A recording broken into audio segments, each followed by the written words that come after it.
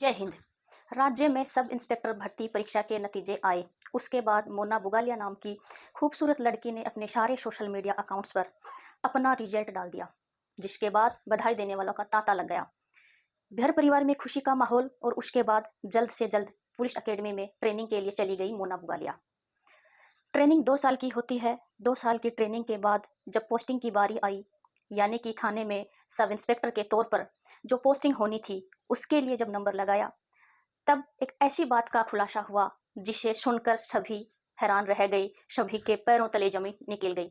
आखिर क्या था ये खुलासा, इसके बारे में आपको बताएंगे, लेकिन सबसे पहले आपसे अपील कि हमारे वीडियोज को आप जो देख रहे हैं, चैनल को सब्सक्राइब करें। इसलिए अगर यूट्यूब पर देख रहे हैं तो आप ज़रूर चैनल को लाइक शेयर एंड सब्सक्राइब जरूर कीजिए और साथ में वीडियो को ज़्यादा से ज़्यादा शेयर जरूर कीजिए। आपकी अति कृपया होगी। मैं जानती हूँ कि ये वीडियो आप आखिर तक देखेंगे, क्योंकि ये केस अपने आप में एक दिलचस्प केस है। अब जगह है राजस्थान। राजस्थान में सब इंस्पेक्टर के एग्जाम हुए, उसका रिजल्ट आया।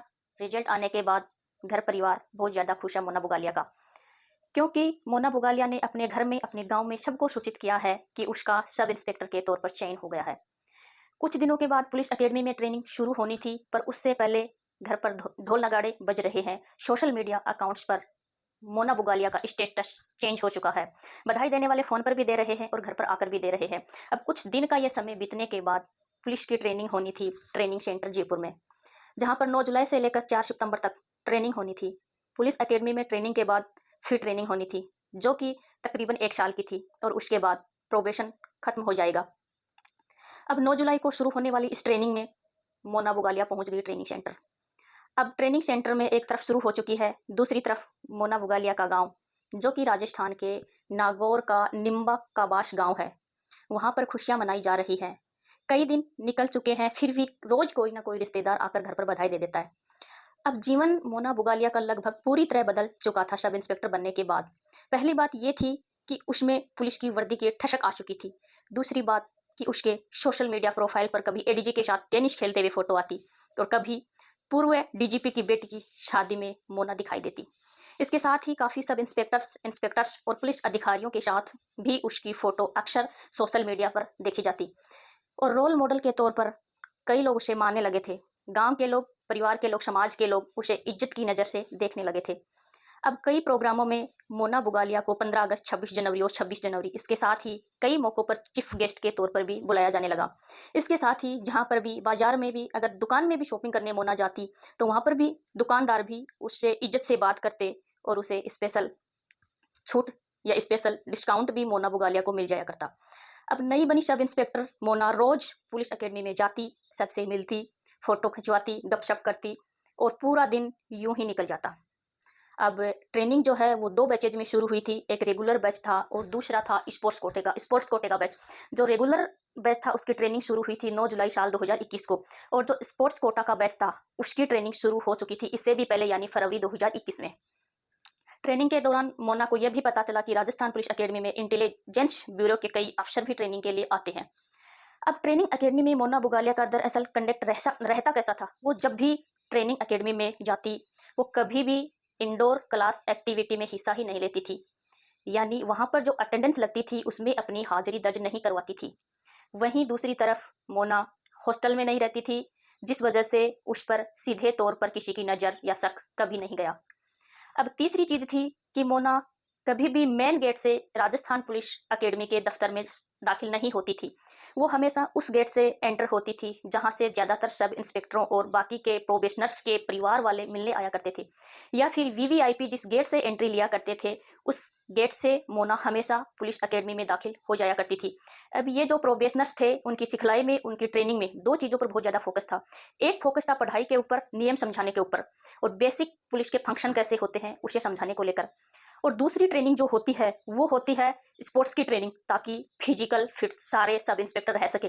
अब मोना नॉर्मली क्लास में तो नहीं जाती थी, पर स्पोर्ट्स की सारी एक्टिविटी में वो हिस्सा लेती थी। वो कभी कैंटीन में भी दिखाई देती, कभी स्विमिंग पूल में तैरते हुए दिखाई देती, और कभी हॉस्टल में अलग अलग जगह पर, अलग अलग कमरों में दिखाई देती, अलग अलग सब इंस्पेक्टरों के साथ बात करती हुई दिखाई देती। और स्पोर्ट्स की तो जितनी भी एक्टिविटी हुआ करती उसमें तो मोना बुगालिया सबसे आगे हिस्सा लेती थी। अब जो पुलिस अकेडमी की पुलिस इंस्पेक्टर की जो ट्रेनिंग है वो जो होनी थी वो ख़त्म हो चुकी है। इसके साथ ही जो फिर से ट्रेनिंग थी वो 1 साल की थी, वो भी ख़त्म हो चुकी है। वो होनी थी 5 सितंबर 2022 से 10 सितंबर 2023 तक। अब इसके बाद कुछ दिनों की एक सैंडविच ट्रेनिंग होनी थी, 11 सितंबर से लेकर 23 सितंबर तक सैंडविच ट्रेनिंग होनी थी और इसके लिए मोना अब पूरी तरह तैयार हो चुकी थी।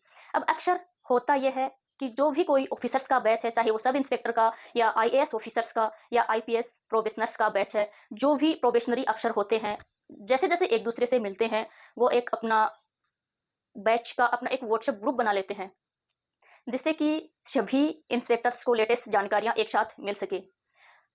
अब सब इंस्पेक्टर्स के प्रोबेशनर्स के बैच ने एक व्हाट्सएप ग्रुप बना लिया था। उस ग्रुप में मोना बुगालिया भी शामिल थी। अक्सर सभी एक दूसरे से पॉजिटिव बातें किया करते और ट्रेनिंग से संबंधित सारी अपडेट साझा किया करते और एक दिन कुछ ऐसा होता है जो कि पुलिस अकेडमी के इतिहास में शायद पहली बार हुआ है। इससे पहले नहीं हुआ था।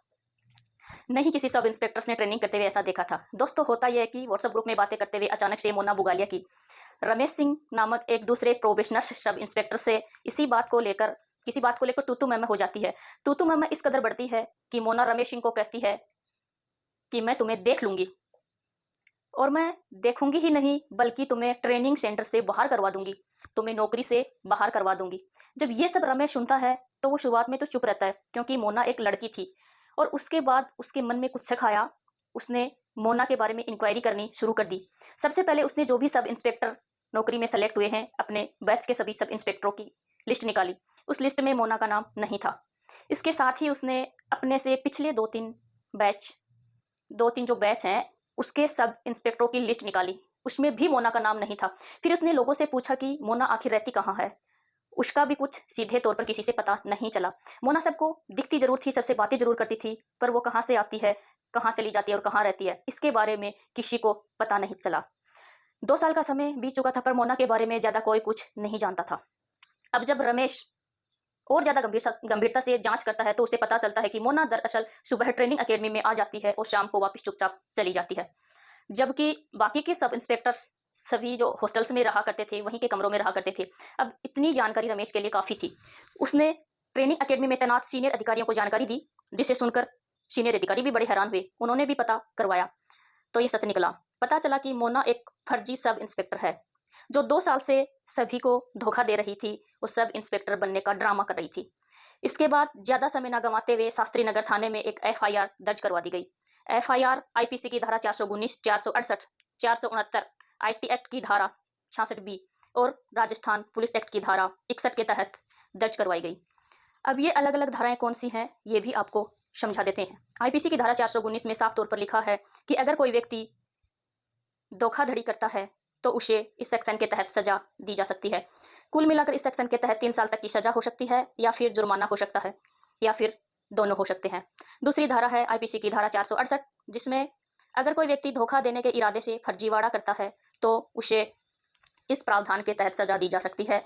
ये सबसे कठोर सेक्शन है जो कि मोना बुगालिया पर लगाया गया है। इसके तहत 7 साल तक की सजा हो सकती है और साथ में जुर्माना भी होगा। तीसरी धारा है आईपीसी की धारा 469, जिसके तहत प्रतिष्ठा को नुकसान पहुंचाने के उद्देश्य से अगर कोई जालसाजी करता है तो उसे सजा दी जा सकती है। इसमें 3 साल तक की सजा दी सकती है और साथ में जुर्माना भी आवश्यक किया जाएगा। अगली धारा है आईटी एक्ट की धारा 66 बी, जिसमें कंप्यूटर के जरिए अगर कोई व्यक्ति धोखाधड़ी करता है तो उसे 3 साल तक की सजा हो सकती है और साथ में जुर्माना भी होगा। और आखिरी धारा है राजस्थान पुलिस एक्ट की धारा 61, जिसमें पुलिस की वर्दी का अगर कोई व्यक्ति अनाधिकृत तरीके से उपयोग करता है, यानी कि अगर वो इंस्पेक्टर नहीं है या कोई पुलिस वाला नहीं है और वो पुलिस वाले की वर्दी डाल रहा है, तो ऐसे में उस व्यक्ति को राजस्थान पुलिस एक्ट की धारा 61 के तहत 6 महीने तक की सजा हो सकती है या फिर जुर्माना हो सकता है या फिर दोनों हो सकते हैं। अब जैसे जैसे मोना बुगालिया का सच बाकी के सब इंस्पेक्टर्स को, अधिकारियों को पता चला तो वो ये सुनकर हैरान रह गए और परेशान हो गए। किसी को ये समझ नहीं आया कि मोना ने आखिर ये सब कुछ किया क्यों। जब पुलिस ने जांच की तो पता चला कि मोना बचपन से ही पुलिस में सब इंस्पेक्टर बनना चाहती थी, जिसके लिए उसने कॉम्पिटिटिव एग्जाम्स भी दिए और वो सफलता हासिल नहीं कर सकी। अब इसके बाद फाइनली जब 2021 के सब इंस्पेक्टर्स के एग्जाम हुए और उसके नतीजे आए तो मोना फिर से अनसक्सेसफुल हो गई, यानी असफल हो गई। और इस बार उसने अपने आप को सक्सेसफुल कैंडिडेट बताया अपने गाँव वालों, रिश्तेदारों, दोस्तों, सोशल मीडिया पर। उसने ऐलान कर दिया कि वो सब इंस्पेक्टर के एग्जाम में पास हो गई है, जिसके बाद उसके झूठ की शुरुआत यहाँ से हुई। और वो फिर ट्रेनिंग अकेडमी में पहुंच गई, 2 साल सब इंस्पेक्टरों के साथ ट्रेनिंग की और उसके बाद उसकी पोल पट्टी जो है वो खुल गई। कुल मिलाकर सीख ये मिलती है कि कभी भी झूठ ना बोले, और ख़ास तौर पर अपने ओहदे को लेकर, अपने पद को लेकर कभी भी झूठ ना बोले। जय हिंद, जय भारत।